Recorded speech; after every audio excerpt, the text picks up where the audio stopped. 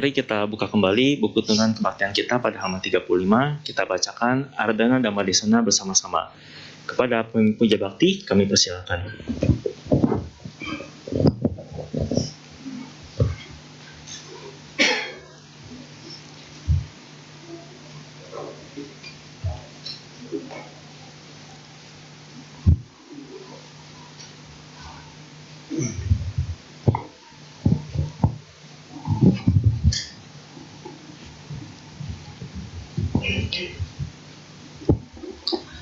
Brahmacaloka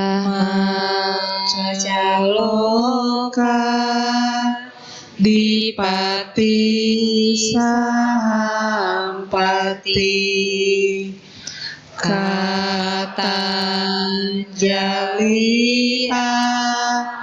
Diwaram Ayacata Santi Dasata Paraja Kajatika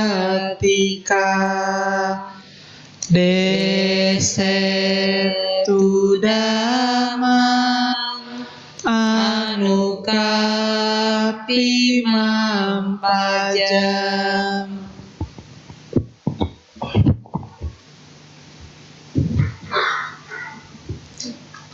Namo Sang Hyang Adi Budaya. Namo Tassa Bhagavato Arahato Sama Sambuddhassa. Namo Sabbe Bodhisattvaya Mahasattvaya.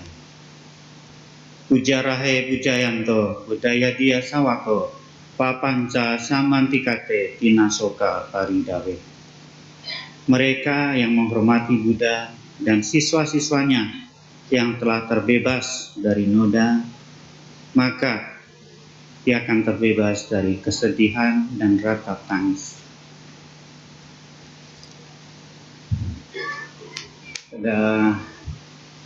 Bapak Ibu, saudara sekalian, adik-adik yang berbahagia, selamat pagi semuanya. Ya, Namo Buddhaya. Saya pertama-tama menyampaikan terima kasih.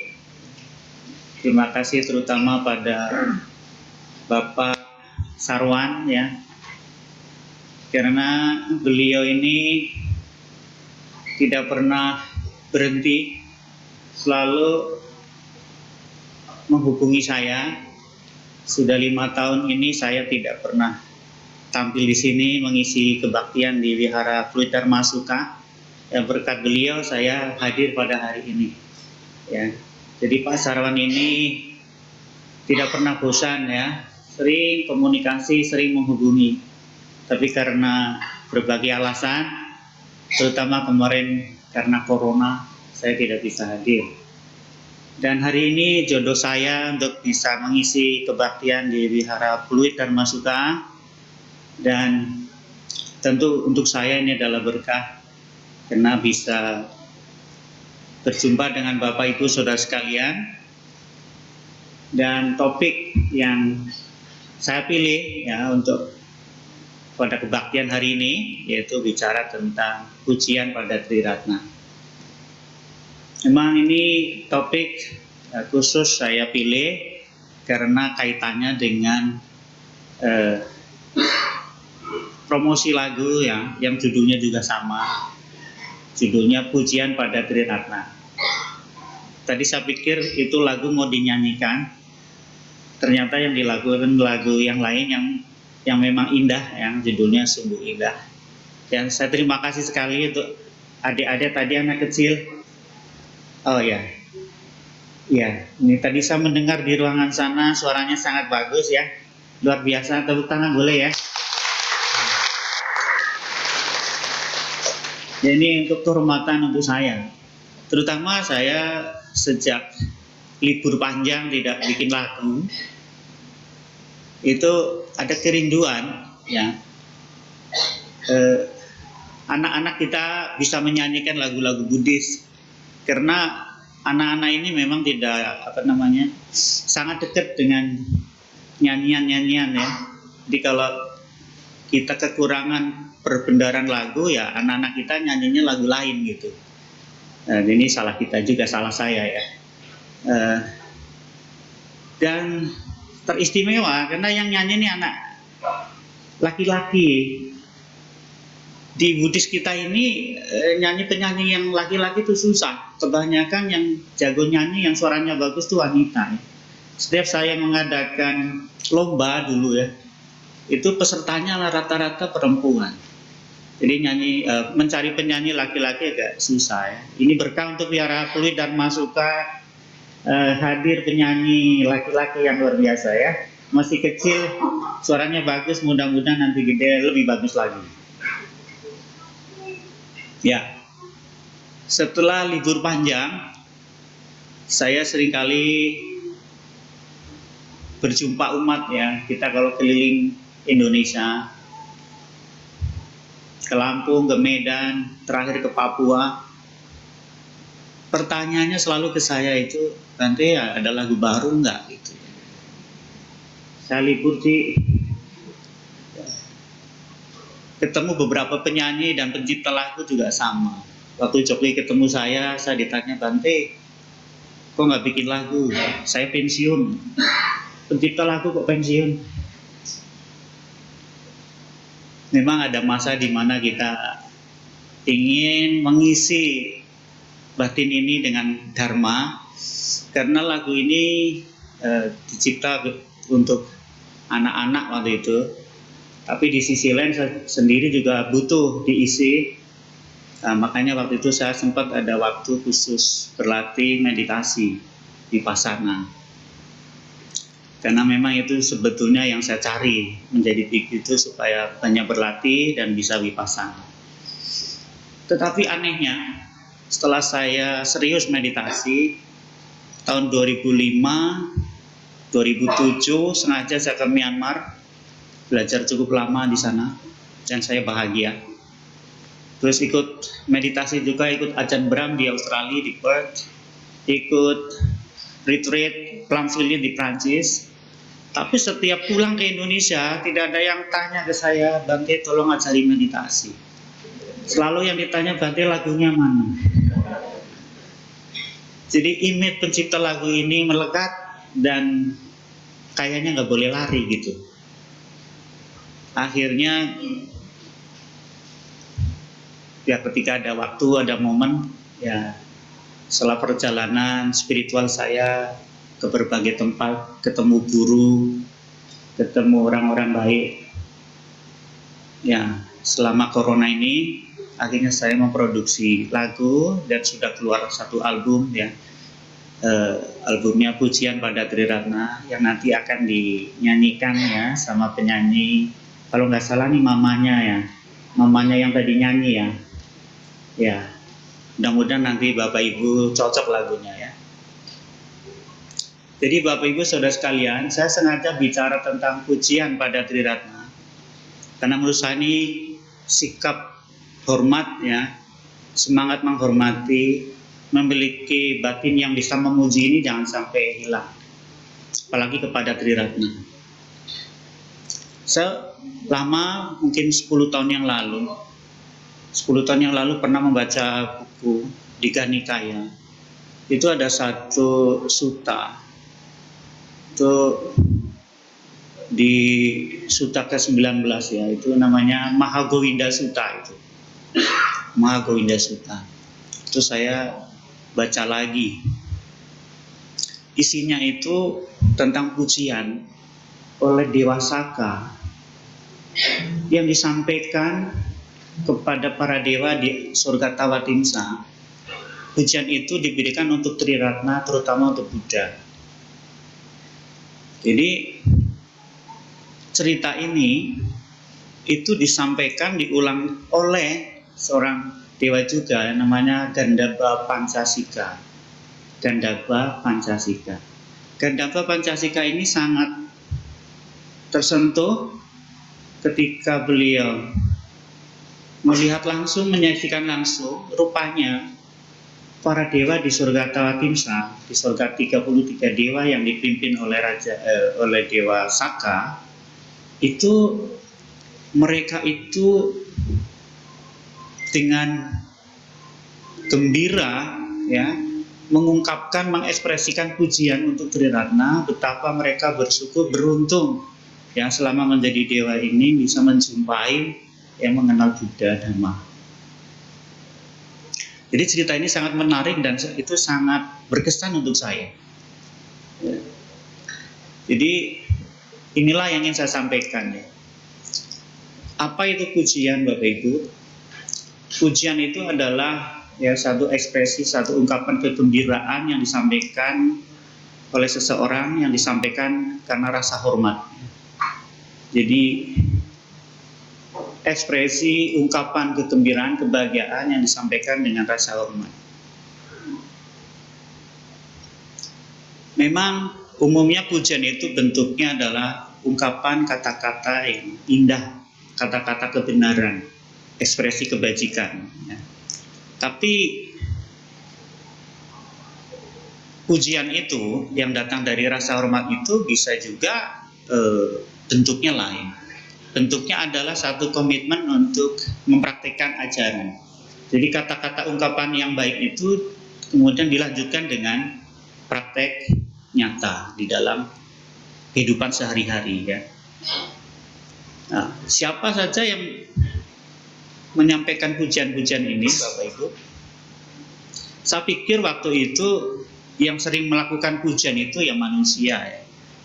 Manusia memuji para Buddha, Bodhisattva, memuji Sangha. Ya, saya pikir hanya manusia itu ya. Tapi setelah membaca sutta ini ya, dan banyak sutta yang lain juga ya, itu ternyata yang mengekspresikan rasa hormat dalam bentuk pujian itu bukan hanya manusia ya, tapi para dewa juga, Brahma juga. Dan setelah saya baca, yang melakukan hal ini juga bukan hanya para dewa dari surga Kawatimsa, bukan hanya para dewa dari 33 dewa ya, tapi di Catur Maharajika ya, juga di alam dewa yang lain, itu juga melakukan hal yang sama. Mereka itu pada umumnya itu sangat gembira, bahagia bisa mengenal Buddha ya dalam kehidupan sekarang ini. Di satu tata surya sekarang ini lahir seorang Buddha ya, Buddha Sakyamuni. Ya, jadi mereka merasa beruntung, bersyukur gitu. Jadi saya berpikir kalau para dewa yang kita sering hormati, yang kita kagumi, beliau-beliau juga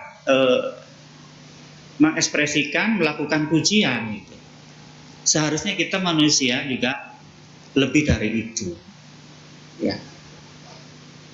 Dan setelah saya keliling tadi yang saya ceritakan ketika saya praktek vipassana, justru saya semakin yakin bahwa orang-orang suci, guru-guru besar itu mentradisikan ya, menjaga tradisi untuk melakukan penghormatan, melakukan pujian kepada Triratna dalam bentuk praktek dharma.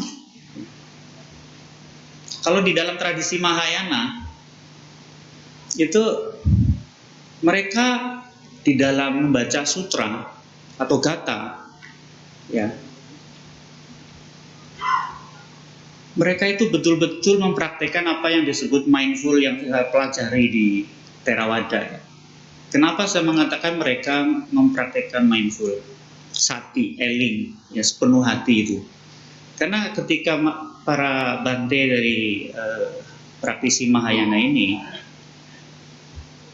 itu mereka ketika liangkeng ya, itu mereka melakukan sepenuh hati, sehingga memainkan musik itu dibarengin dengan rasa hormat, memukul mu'i, memukul tangce, tambur gitu ya.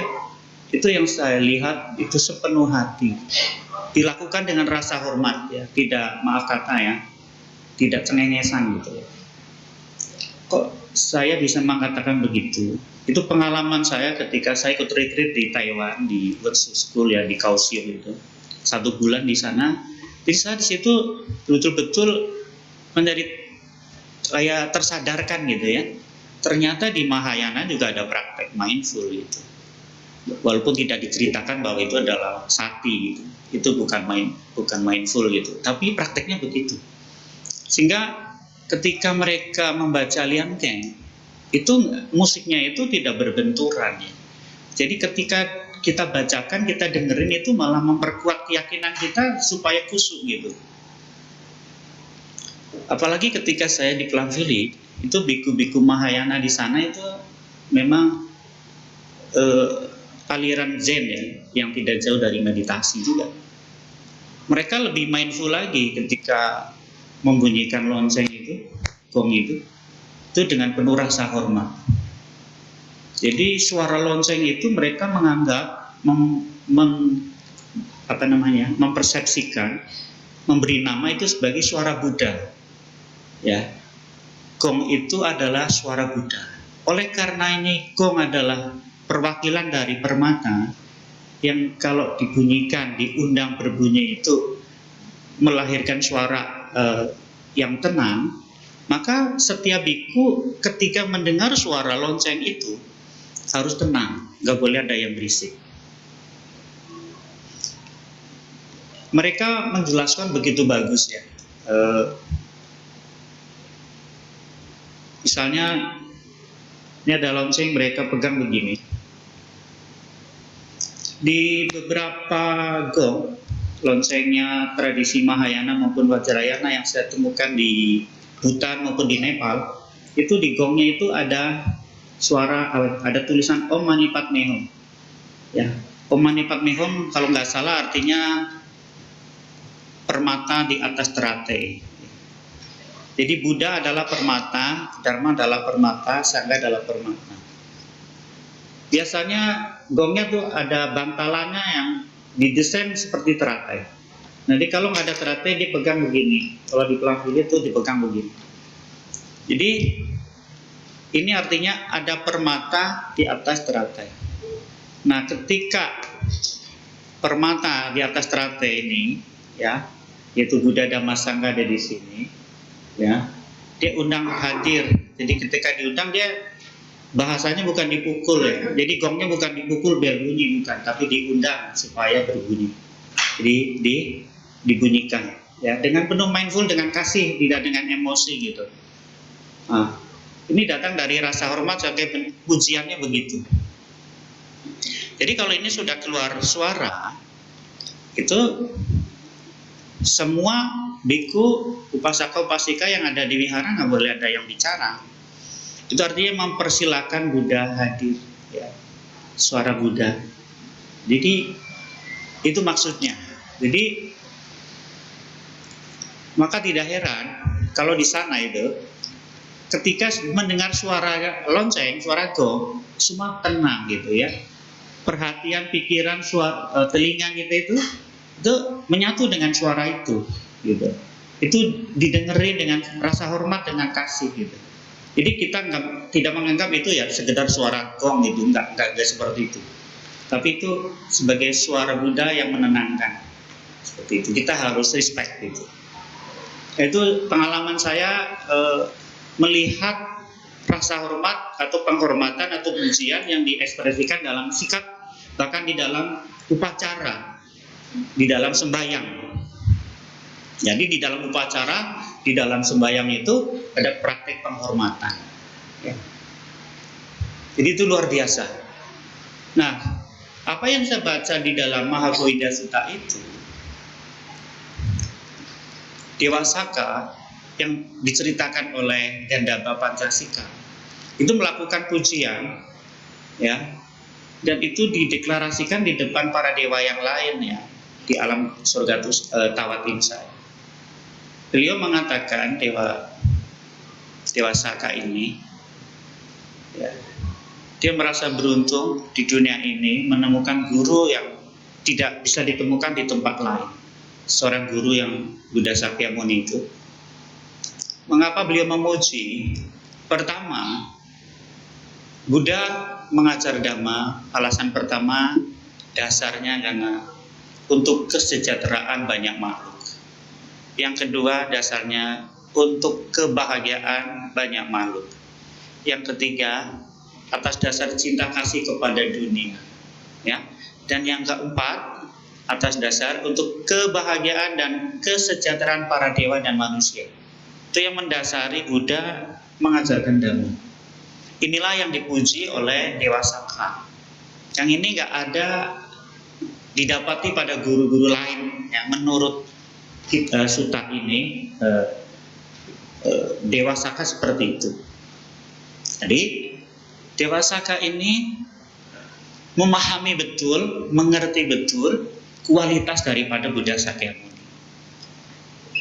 Ditambah lagi ketika beliau mendengarkan ajaran, jadi di antara para dewa, salah satu dewa yang pernah belajar dari Buddha ketika ada kebingungan, yang mengkonfirmasi itu Dewa Saka, ya, raja para dewa di alam Tawatimsa. Termasuk cerita tentang Manggala Sutta, ketika beliau tidak bisa sempat hadir, beliau mengutus satu dewa, sosok dewa untuk turun ke bumi, ya, di Wihara Cetawana untuk bertanya kepada Buddha tentang makna berkah, ya, karena di alam surga itu sedang berselisih paham apa itu berkah itu. Karena mereka berselisih paham, nggak ada jawaban yang memuaskan, Dewa Saka itu mengutus satu dewa untuk ke bumi tanya kepada Buddha. Jadi rasa hormat Dewa Saka itu luar biasa. Jadi beliau memahami Dharma yang Buddha ajarkan ini, beliau bisa melihat dengan jelas, ya, karena Buddha menjelaskannya luar biasa. Kedua, dia menyadari Dharma Sang Buddha itu ada di sini saat ini, sekarang ini. Ya, yang ketiga, bisa dibuktikan atau ehipasiko. Ini bukan cerita dongeng, bukan penghiburan, tapi kebenaran, ya, yang bisa dibuktikan. Karena apa? Karena Dharma yang Buddha ajarkan ini adalah kebenaran yang telah beliau alami. Kebenaran yang beliau alami yang kemudian dibagikan. Dan Buddha mempraktekkan, ya, apa yang beliau pahami. Dan yang terakhir, Dewa Saka memuji Buddha dalam konteks ajarannya ini adalah terkait dengan bahwa ajaran Buddha itu bisa diselami oleh para bijaksana, ya. Dan ajaran ini menuntut kepada kemajuan batin. Jadi kalau Bapak Ibu semakin praktek Dharma dengan benar, ya, itu batinnya maju. Yang dulu gampang khawatir, ya, jadi bisa lebih tenang. Yang dulu gampang takut tua, takut sakit, setelah ngerti Dharma, jadi bisa menerima perubahan bahwa manusia itu bisa sakit, bisa tua, gitu, ya. Juga yang dulu mungkin agak terikat sekali dengan materi karena belum tumbuh kebijaksanaan, setelah mengerti bagaimana memanfaatkan materi dengan baik, akhirnya dia bisa melepas dengan bahagia. Dulu bahagianya kalau dapat rezeki aja, tapi setelah mengerti Dharma, ketika melepas dia juga bahagia. Jadi mendapat dengan bahagia, menggunakan dengan bahagia, melepas dengan bahagia. Nah, ini ajaran Buddha itu menuntun ke dalam batin, membawa kemajuan batin. Jadi tidak ada pernah cerita para biku yang mempraktekkan Dharma Sang Buddha ini, mempraktekkan metta, vipassana, akhirnya jadi kejam, jadi suka santet, suka mengkutuk, gitu, ya. Kalau umat Buddha pelit-pelit, dikutuk supaya kere, gitu, ya, nggak ada. Doanya para biku selalu, ya, Bapak Ibu sampai bosan tuh. Abiwadana silesa nicang uda bacaino cataro dhamma wadaniti ayuwano sukang bala. Doanya selalu begitu. Anda semua yang terlibat kebajikan pada hari ini didoakan semoga ayu, umur panjang, wano cantik, good looking, enak dilihat mukanya, wajahnya, ya. Mau umur berapapun enak dilihat karena banyak berbuat baik. Wano suka, bahagia, balan kuat, sehat. Jadi doanya para bhakti begitu. Jadi para tokoh-tokoh, ya, Buddhis yang mengerti Dharma, mereka akan melakukan itu, dan tidak ada doa-doa agama Buddha itu yang sifatnya untuk mencelakai, ya. Maka dalam Karaniya Metta Sutta itu malah digarisbawahi, ya. Jangan karena marah dan benci mengharap orang lain celaka, nggak boleh. Jadi agama Buddha begitu. Dharma itu menuntun kita untuk menjadi bijaksana. Ini ciri. Inilah yang dipuji oleh Dewa Saka. Beliau tidak pernah menemukan ajaran yang seindah ini. Itu di dalam Gowinda Sutta, nanti Bapak Ibu bisa cek, ya. ada di dalam Tiga Nikaya ya, di Sutta ke-19. Itu luar biasa. Jadi Dewa Saka itu memuji ajaran Buddha karena ajarannya itu mengundang untuk dibuktikan, karena sifatnya bukan hanya penghiburan ya. Udahlah, percaya aja sama Sang Buddha sudah terbebas noda, masa kamu nggak percaya? Bukan begitu. Tapi Buddha bilang, mari datang, lihat, buktikan. Benarkah kalau Anda banyak berbuat baik? Benarkah kalau Anda memaafkan?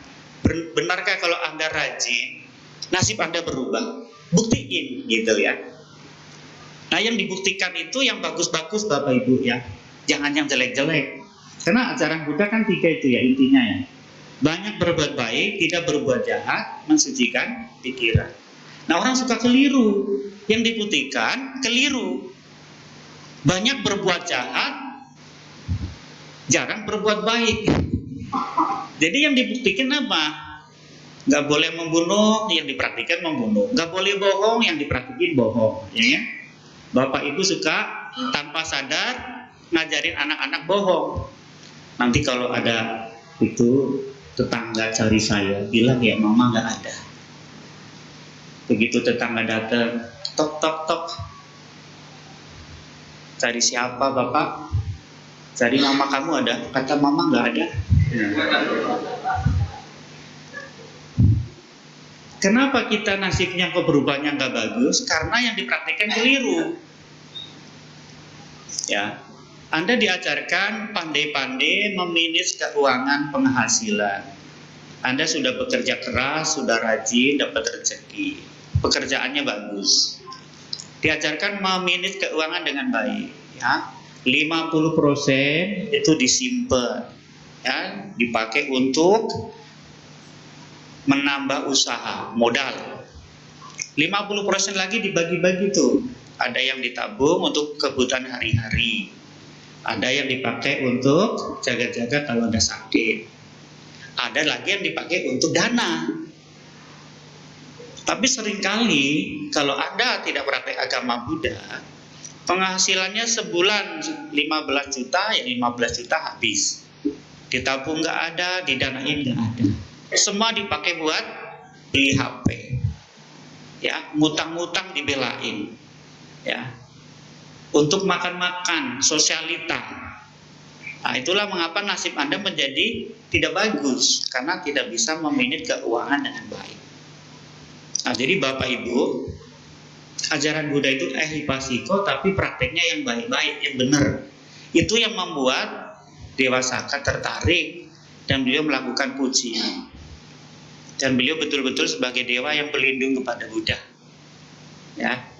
Jadi yang berlindung pada Buddha bukan hanya manusia, tapi juga makhluk-makhluk lain selain manusia. Ya.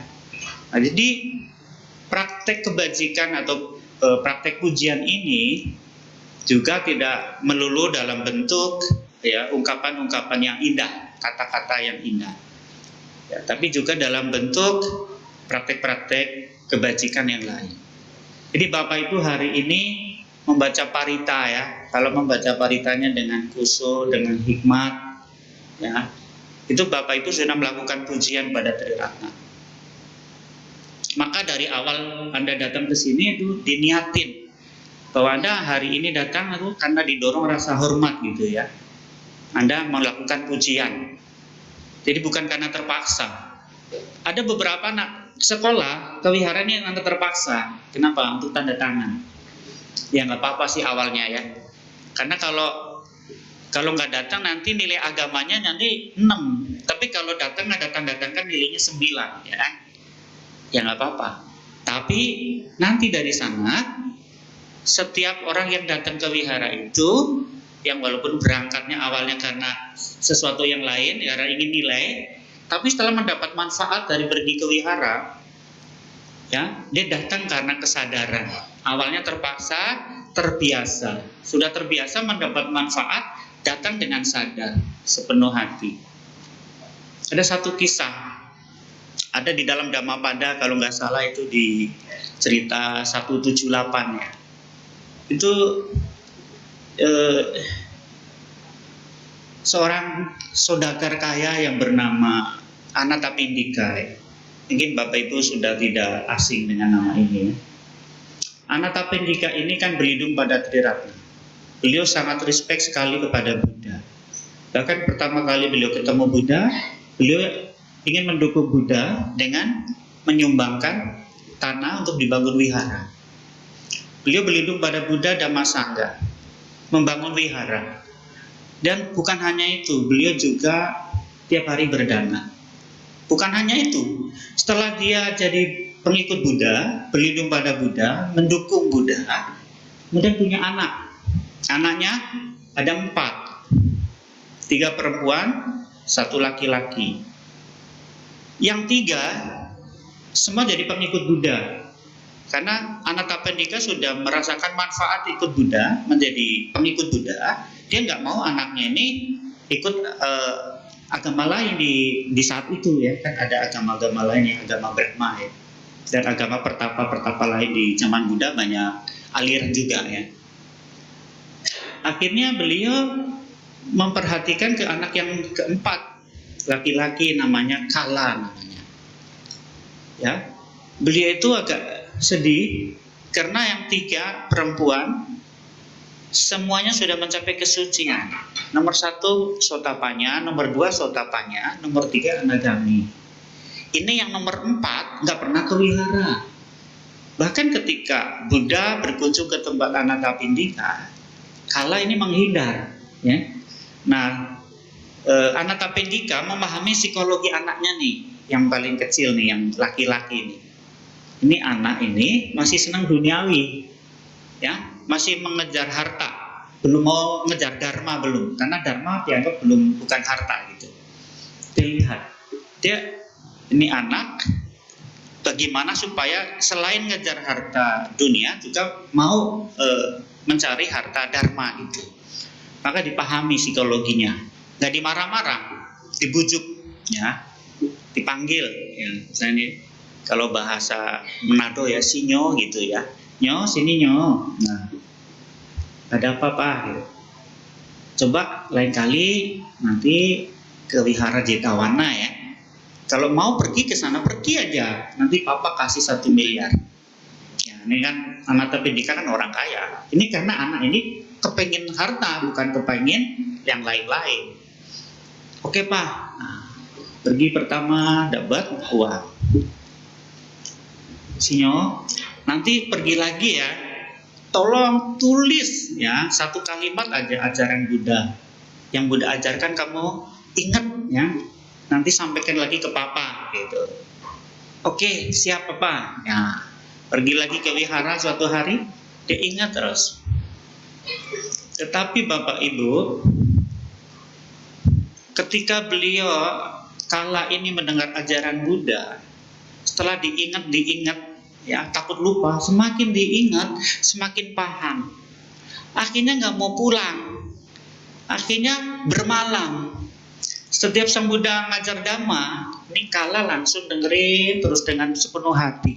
Sampai akhirnya ada satu titik di mana ketika Buddha ngajar Dhamma, Kala ini memahami ajaran dan mencapai kesucian sotapanya. Akhirnya pikiran untuk dapat uang 1 miliar itu hilang. Dia merasakan ada kebahagiaan yang melebihi dari sekedar dapat uang, adalah terbebas dari kekotoran. Saat itu Kala ini terbebas dari keraguan-raguan terhadap Buddha, terbebas keraguan terhadap Dhamma, terbebas keraguan kepada Sangha. Tidak ada lagi pikiran tahayul, ya, dan tidak ada lagi pikiran salah, ya, di dalam memahami diri.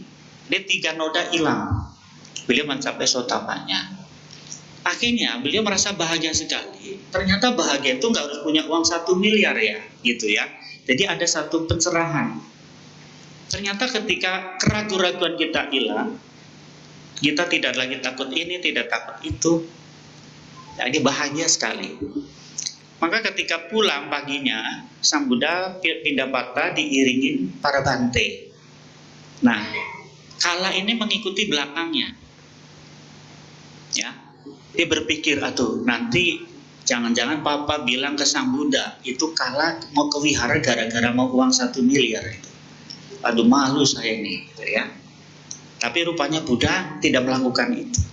Ketika Anathapindika tahu Sang Buddha dan biku-biku datang ke rumah berpindah patah, dan dia tahu di belakang ada Kala, dia udah disiapkan uangnya tuh, udah siapkan hadiah.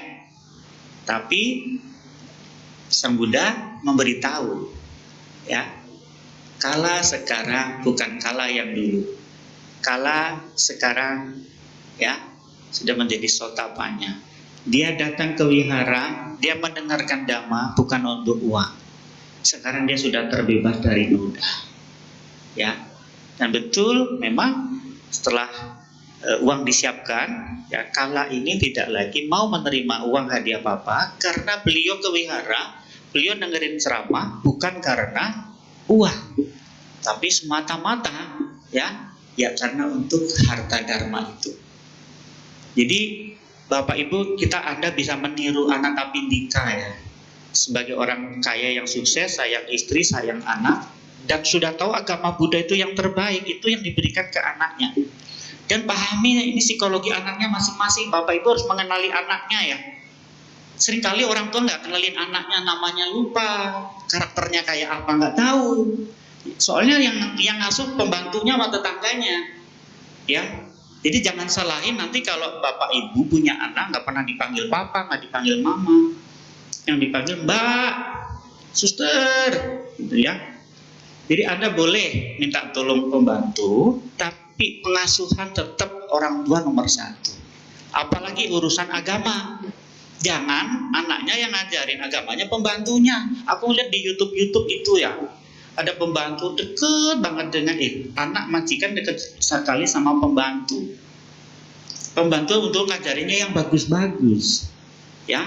Maka anaknya itu jadi bagus. Coba kalau pembantunya ngajarinnya nggak benar, ya kan bahaya itu. Nah, Anathapindika ini punya rasa tanggung jawab dan kasih yang besar. Nah, sebagai bentuk penghormatan kepada Buddha, beliau bukan hanya mempersembahkan wihara, bukan hanya mendukung dana makan, kesehatan, tapi mempersembahkan anak-anaknya yang 4 ini untuk ikut Buddha. Dan hadiahnya 4-4-nya anaknya mencapai kesucian sotapanya. Oleh karena mencapai kesucian tidak mungkin terlahir di alam rendah, ya. Maka ada istilah Dhammo Hare Rakati Dhammo Cari. Dhamma melindungi mereka yang mempraktekkan Dhamma. Dhamma Sucino Suka Mawahati. Dhamma yang dipraktekkan dengan baik akan mendatangkan kebahagiaan. Nadukati Gacati Dhamma Cari. Mereka yang mempraktekkan Dhamma tidak akan lahir di alam menderita. Nah, ini 3 penting Bapak Ibu. Ini yang dialami Anathapindika, dan ini yang dialami anak-anaknya, ya. Jadi Anathapindika itu sukses secara dunia, sukses sebagai suami, sayang istri, sukses sebagai ayah mendidik anak-anaknya, ya, dan sukses sebagai umat Buddha karena beliau mencapai kesucian dan beliau terlahir di alam surga Tusita yang lebih tinggi dari Tawatimsa. Ya, mudah-mudahan Bapak Ibu yang ada di sini nanti sukses karirnya, ya, rezekinya lancar tahun baru, rezekinya panjang kayak naga, ya. Udah gitu anak-anaknya baik-baik, sehat, ya, sukses. Dan mudah-mudahan juga Bapak Ibu nanti dibebaskan dari ketakutan ini, ketakutan itu. Karena seringkali kalau tahun baru bukan ramal itu laris banget. Ya, umat Buddha pada ngantri ingin lihat nasib. Mudah-mudahan pas dilamar nasibnya bagus. Sio anjing bagus, sio kuda bagus, ya. Sio kelinci, oh bagus sekali. Masa gelap sudah lewat, ya. Apalagi kalau sio monyet. Wah, sio monyet ini di tahun naga nasibnya oke. Mudah-mudahan tukang ramalnya ngomong gitu. Tapi sebaiknya kalau Bapak Ibu tidak ingin mendengar berita yang buruk, jangan ke tukang ramal. Kemarin ada satu bantai iseng. Saya dibilang, tolong jangan ciamsi di sini, ya. Semua yang ciamsi di sini keluarnya jelek. Oh, dia tertantang. Nggak mungkin lah, katanya gitu.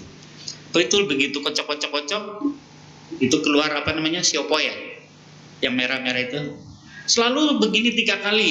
Kamu nggak boleh ciamsi tuh, sudah jadi bante. Nggak percaya. Akhirnya keempat lidah begini, oh boleh. Penasaran tuh, kocok.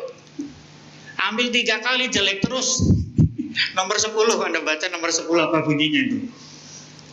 Saya udah bilang itu jelek, tapi ini biku maksa. Akhirnya pokoknya cari sampai bunyinya bagus. Mungkin sampai 6 kali atau 7 kali baru keluar yang bagus. Rupanya ketika dari awal sadar nggak boleh, dia udah kepikiran, ya hatinya nggak tenang. Begitu keempat boleh, dikocok-kocok ciamsinya keluarnya yang jelek, dia juga kepikiran tuh, yang tadinya iseng-iseng itu, karena semua bunyinya jelek-jelek.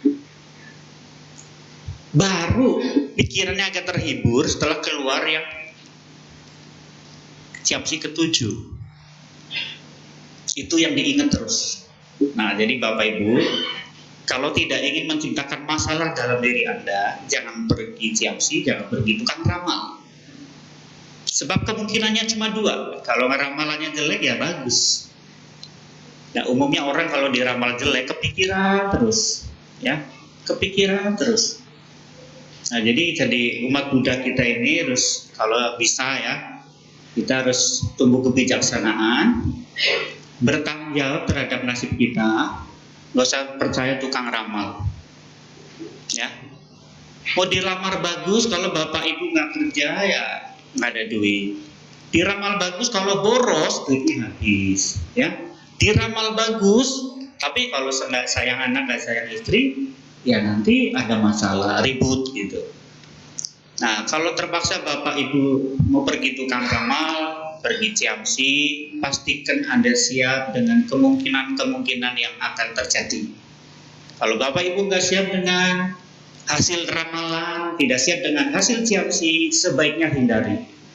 Ya, karena ciamsi dan ramalan itu khusus untuk 17 tahun ke atas. Ya, Anda yang masih anak-anak nggak boleh. Ya, anak-anak kan senangnya dipuji, ya, nggak mau dicela. Maunya dikasih hadiah, nggak mau pernah ngasih dana, ya kan? Begitu. Jadi, Bapak Ibu Saudara sekalian, semakin kita mengerti Dharma, seperti Anathapindika, beliau semakin bersyukur. Akhirnya beliau meyakini bahwa ajaran Buddha itulah yang terbaik, dan beliau wariskan kepada anak-anaknya. Nah, ini sebagai bentuk penghormatan kepada Buddha, kepada Triratna. Jadi saya perhatikan Bapak Ibu, orang-orang yang punya komitmen untuk mempelajari, meyakini, mempertahankan, dan mempraktikkan Dhamma betul-betul melindungi mereka. Bahkan di dalam kesulitan. Pada tahun 2004, saya berkunjung menengok almarhum Bante Tita Ketuko di Bali. Beliau sebagai biku senior dan guru meditasi, saya sangat hormat kepada beliau. Beliau seperti orang tua, ya. Walaupun saya beda organisasi, tapi beliau terhadap saya itu baik sekali. Ya, seringkali di depan umum beliau itu ngasih muka untuk saya, ya. Walaupun ada orang lain yang berusaha ingin bikin malu saya, Bante ini ngasih muka saya. Pas saya itu bersyukur sekali mengenal Bante yang bijaksana ini.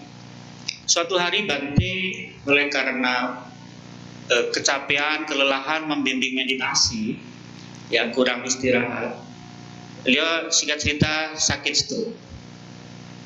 Pada umumnya orang kaget, kok guru meditasi kok sakit gitu ya. Padahal Buddha sudah kasih tahu bahwa sakit itu milik semua orang. Ya, siapapun yang lahir di dunia ini bisa tua, bisa sakit. Sang Buddha sendiri sakit gitu. Nah, ini yang harus kita pahami gitu. Tapi yang membedakan adalah kalau orang mengerti Dharma, ketika menghadapi tua dan sakit itu beda dengan kalau orang tidak mengerti Dharma. Itu yang saya lihat. Ketika saya berkunjung menjenguk beliau, walaupun beliau itu stroke, ya, tidur di ranjang, itu batinnya tenang, nggak ada nyesel, nggak ada nangis, tidak seperti yang saya ketemu umat, ya. Saya waktu corona kemarin kan kena corona juga, satu kamar ya, di rumah sakit Pate Indah Kapuk ya. Itu satu kamar 6 orang. Itu di depan saya persis, ya.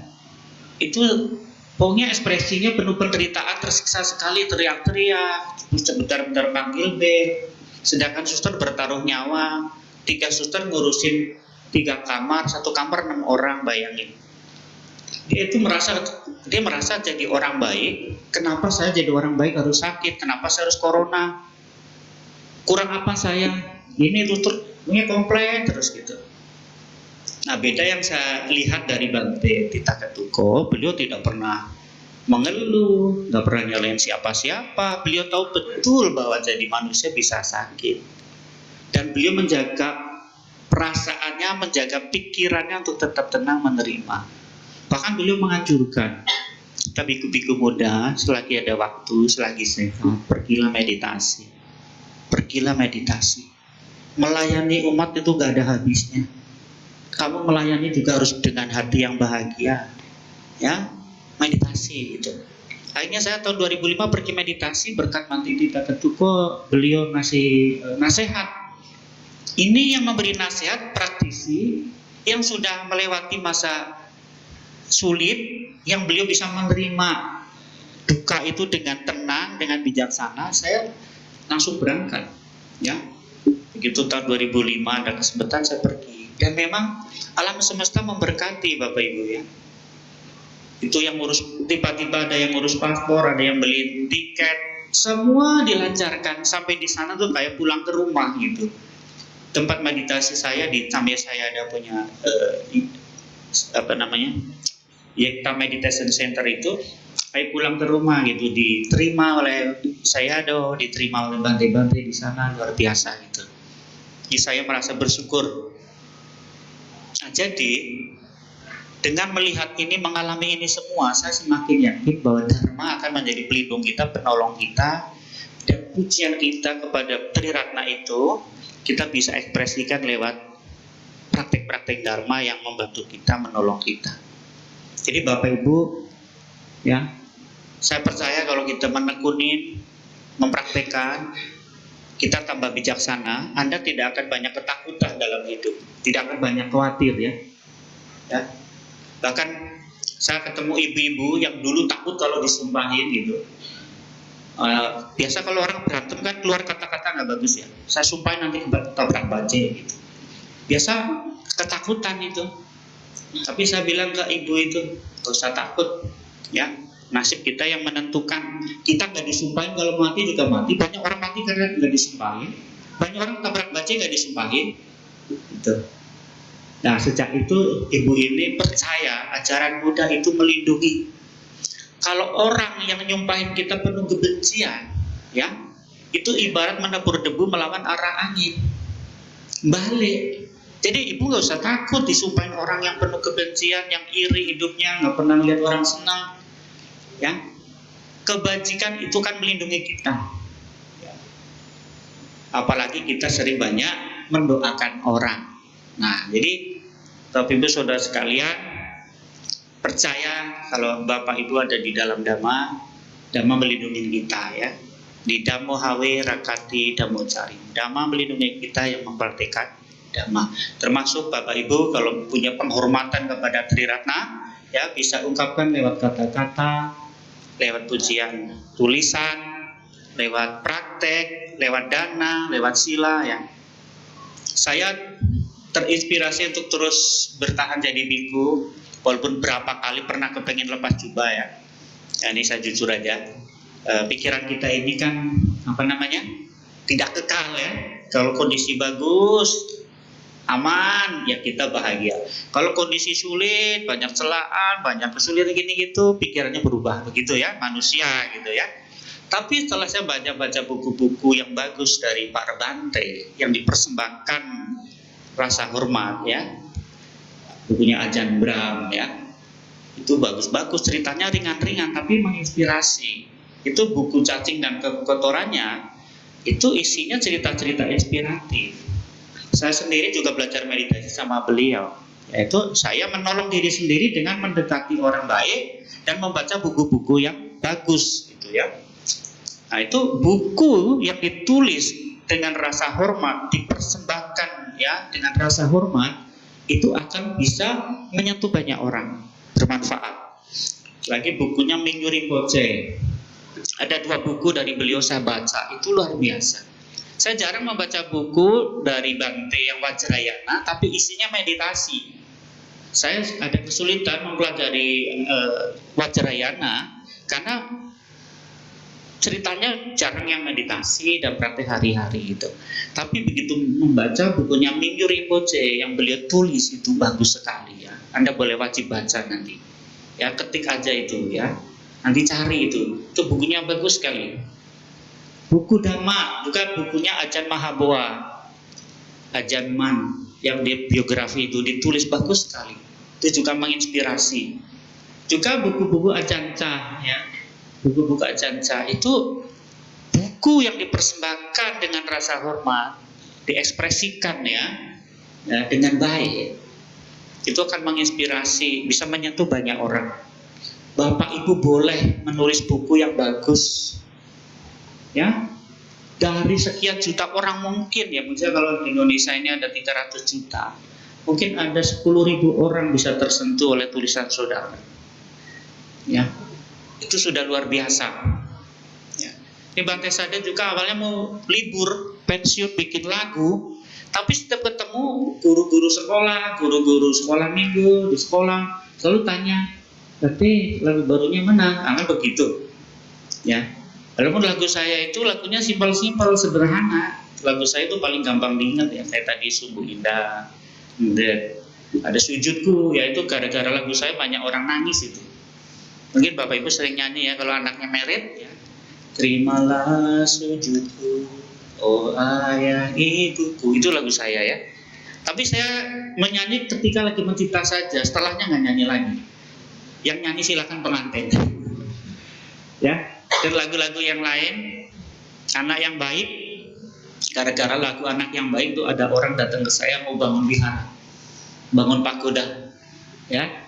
Yang wihara yang megah, pagoda yang indah itu baru diresmikan di Tanjung Pinang. Ya. Pagodanya indah, wiharanya megah, bagus ya. Banyak itu. Ya, memang lagu saya tidak membuat orang tercerahkan langsung jadi orang suci, tidak ada ya, belum ada yang laporan.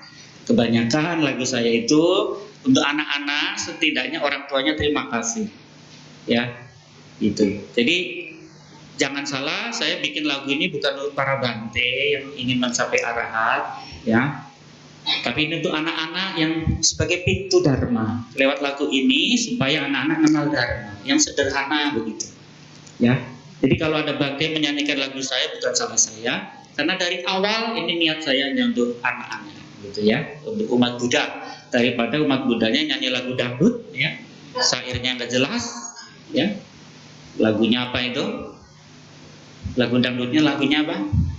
Kalau lagunya Roma Irama masih bagus, begadang, jangan begadang, ya masih bagus ya. Kalau lagu sekarang ini aneh-aneh, nggak jelas, gitu. Nah, jadi Bapak Ibu, semoga Bapak Ibu bisa memahami apa yang saya sampaikan, tunjukkan, ekspresikan pujian dan rasa hormat yang Bapak Ibu miliki dalam banyak cara. Ketika sembahyang lakukan dengan hormat. Ketika Anda dapat tugas liangkeng, lakukan juga dengan hormat. Ketika Anda menulis buku, lakukan tulisan ya dengan rasa hormat. Ya, apapun itu, semoga menjadi karya yang mendatangkan kebahagiaan. Terima kasih sudah mendengarkan. Selamat siang. Namo Buddhaya.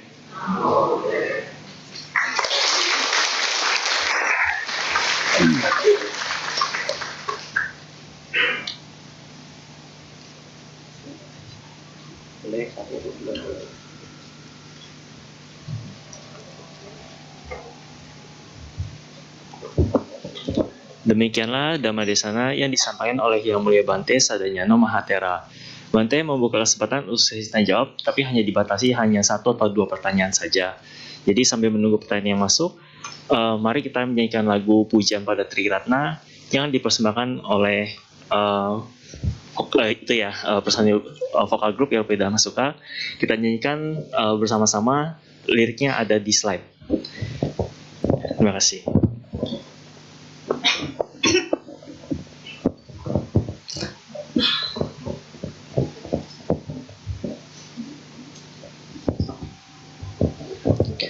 Baik Bapak Ibu, kita sama-sama nyanyikan lagu pujian pada Tri Ratna. Ini lagu ciptaan Bante. Untuk Bapak Ibu yang tahu lagunya boleh ya, kita nyanyi sama-sama.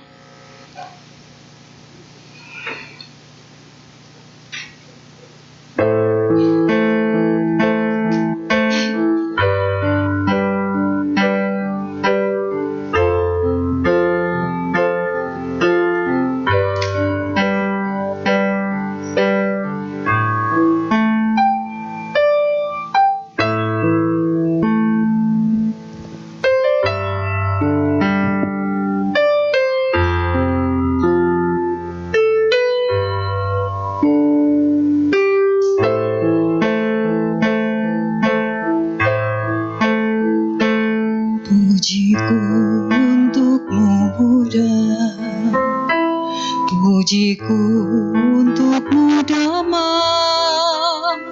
pujiku untukmu Sangha, pujiku untuk Tri Ratna. Engkaulah pelita dunia, Tri Ratna yang maha mulia, penerang hati manusia, pelindung insan di dunia.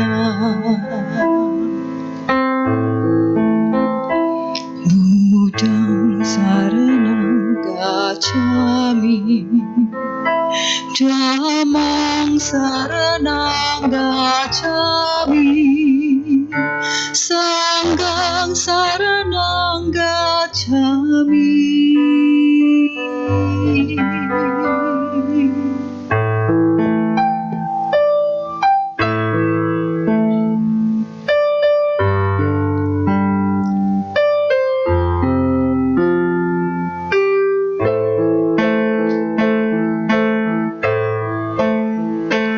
Pujiku untukmu Buddha, pujiku untukmu Dhamma, pujiku untukmu Sangha, pujiku untuk Tri Ratna.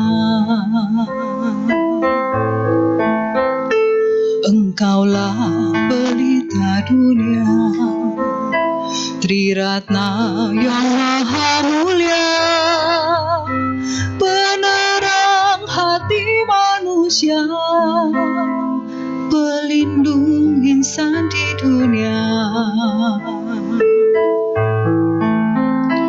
Buddhang saranang gacchami, Dhammang saranang gacchami, Sanghang saranang gacchami. Buddhang saranang gacchami, Dhammang saranang gacchami, Sanghang saranang gacchami.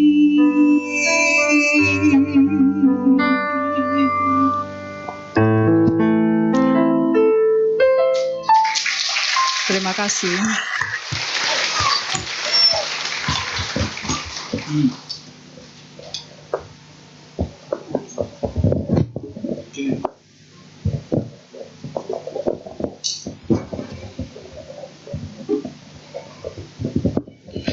Baiklah, kini kita masih sesi tanya jawab.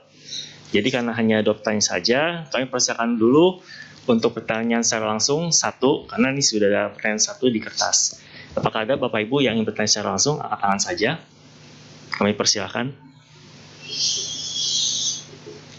Tidak ada. Baik, kalau begitu Bante, saya izin membacakan pertanyaan tertulis ya Bante.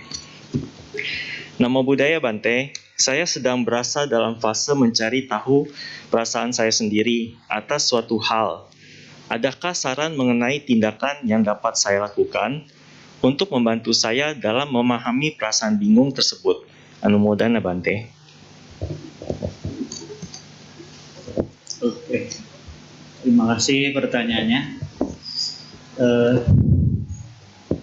Untuk memahami perasaan ya, sebagaimana yang saya alami sendiri, saya praktekkan. Itu kalau kita vipassana, ya sih berharap bisa vipassana ya. Menurut saya vipassana itu solusi. Ya. Dengan vipassana itu kita jadi memahami perasaan kita, pikiran kita, jasmani kita. Jadi kita jadi menyadarin ya, perasaan ini juga nggak kekal. Hari ini merasa nggak enak, bukan berarti nanti 1 jam kemudian perasaannya nggak enak juga, nggak juga gitu. Hari ini rasanya enak, belum tentu besok enak juga. Hari ini bingung, bukan berarti besok akan bingung juga gitu.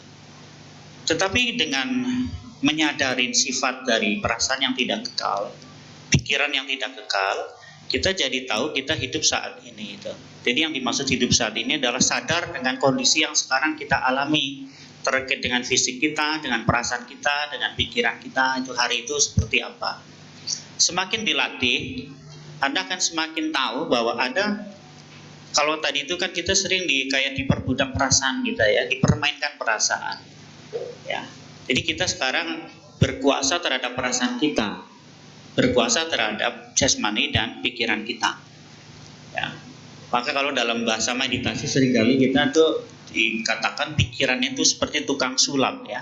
Tukang sulap itu kan bisa merubah ini, merubah itu. Ya. Pikiran kita juga gitu. Pikiran perasaan kita itu kadang mendominasi ya, merubah ini, merubah itu. Kayak misalnya ya, pengalaman saya ya, pulang dari Cipayung sampai di Sentul ya, itu mendung. Begitu mau masuk ke lewat dikit hujan gede. Bayangan saya nih pasti Jelambar banjir ini, karena setahu saya itu Duta Mas tuh rajin banjir. Orang lain belum banjir, saya sudah duluan biasanya gitu. Nah kalau hujan gede banjir, pasti kamar saya bocor karena tampias gitu. Jadi di dalam perjalanan saya sudah menderita oleh situasi yang sebelumnya terjadinya di Sentul.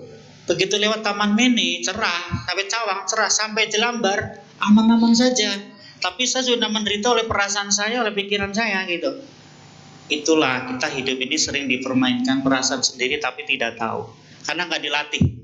Nah kalau nanti vipassana, nanti Anda pelan-pelan hidup dalam kenyataan, bahkan dalam kondisi yang sedih pun Anda tetap terjaga gitu.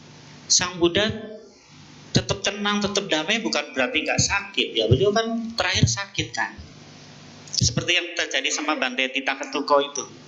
Beliau di dalam sakit itu masih ngajarin Dharma ya, dalam arti sikapnya itu ya. Saya pikir kan orang kalau tenang itu ya karena kondisinya baik-baik saja, tenang gitu ya, itu biasa ternyata. Nah Bante Tita itu dalam kondisi sakit stroke, tapi batinnya kok bisa tenang ya. Nah itu buat saya itu adalah dharma yang luar biasa. Nah saya kalau bisa begitu, dan itu yang saya praktekkan ya. Waktu kaki saya kesandung ini, kecempet pintu, kukunya copot, tapi copotnya itu nggak copot langsung ya. Ya saya dibawa ke rumah sakit Atma Jaya. Saya pikir kalau dibius nanti nggak sakitnya hilang. Waktu disuntik bius sakit, dicabut sakit juga. Jadi oh neraka bukan nanti, hari ini ada neraka juga. Tapi akhirnya menerima, itu awal mula saya latihan menerima penderitaan. Seperti itu. Jadi jawaban saya itu kondisi tadi itu bisa diatasi dengan sering berlatih. Ya, sering berlatih, nanti kita terlatih gitu. Kita seringkali menjadi masalah karena jarang latihan gitu. Itu ya, itu saja. Ya, terima kasih. Terima kasih Bante atas jawabannya. Maaf Bante, izin mengumumkan ada mobil yang menghalangi jalan. Jadi kepada pemilik mobil B2829UZW, wuling berwarna putih, mohon agar dapat dipindahkan karena menghalangi jalan orang yang ada mau keluar. Ya, terima kasih. Oke, Bante, demikian sesi tanya jawab yang sudah sesi kita ya untuk tanya jawab. Dan kami sesuai request ingin mempersembahkan lagu. Terima kasih Sangga. Jadi tetap Bante mohon agar dapat bersama-sama mendengarkan persembahan kami. Terima kasih Bante. Jadi kita ada mempersembahkan lagu Terima Kasih Sangga kepada Bante. Jadi kita akan menyanyikan bersama-sama yang liriknya nanti akan ditampilkan di slide. Dan ini akan dipimpin oleh personil vokal grup Wihara Pita Masuka. Jadi kepada personil vokal grup Wihara Pita Masuka dipersilakan.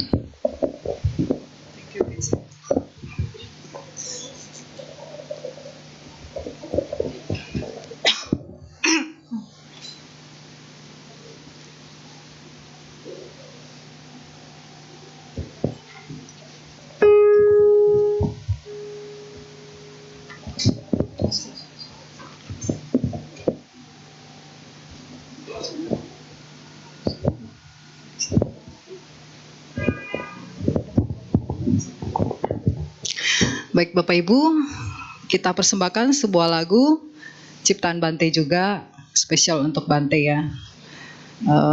Judulnya Terima Kasih Sangga. Untuk liriknya sudah ada di layar depan. Untuk Bapak Ibu yang tahu lagunya kita nyanyikan sama-sama ya.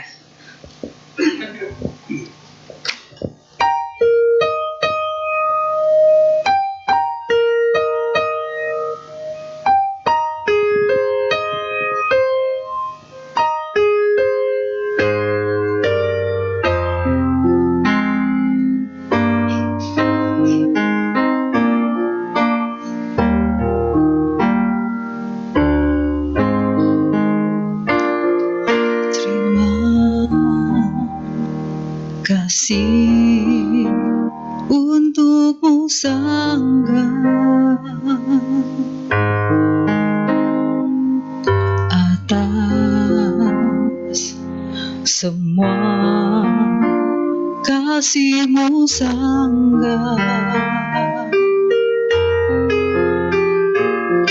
sungguh mulia hatimu Sangga,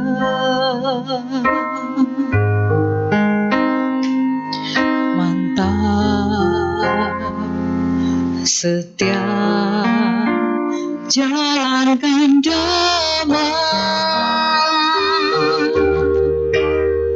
Terima kasih Sangga, terima kasih Sangga, kau berjuang demi umat Buddha.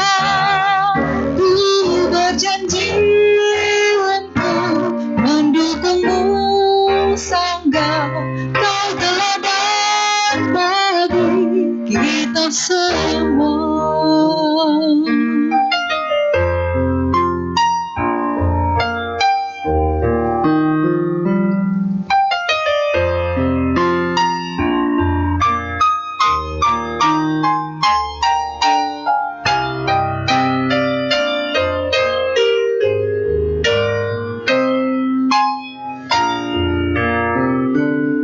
Terima kasih untukmu Sangga atas semua kasihmu Sangga, sungguh mulia hatimu Sangga,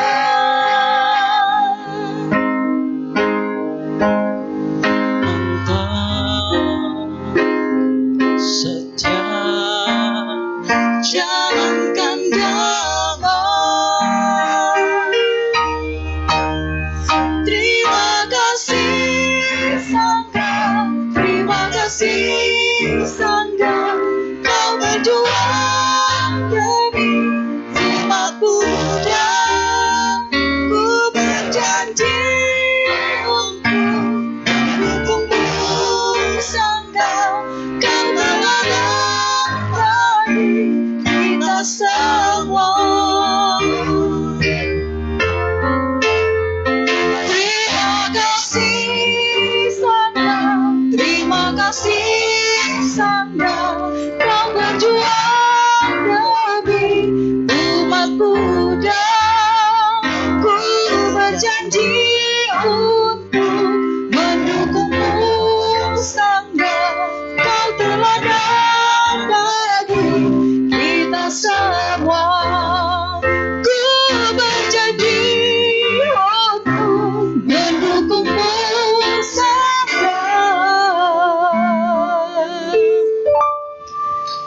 Engkau teladan bagi kita semua.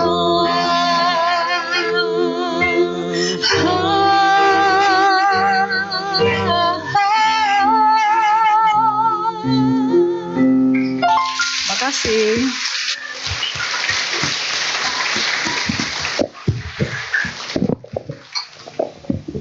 Ya, demikianlah persembahan lagu dari kami Bante. Dan juga demikianlah sesi Dhammadesana yang disampaikan oleh Yang Mulia Bante Sadanyano Mahatera. Bante, kami segenap umat dan juga pengurus Wihara Pelita Masuka mengucapkan anumodana terima kasih atas Dhammadesana yang telah disampaikan Bante. Mari kita bangkit berdiri dalam skep Anjali. Bante Sadanyano Mahatera akan meninggalkan Dhammasala.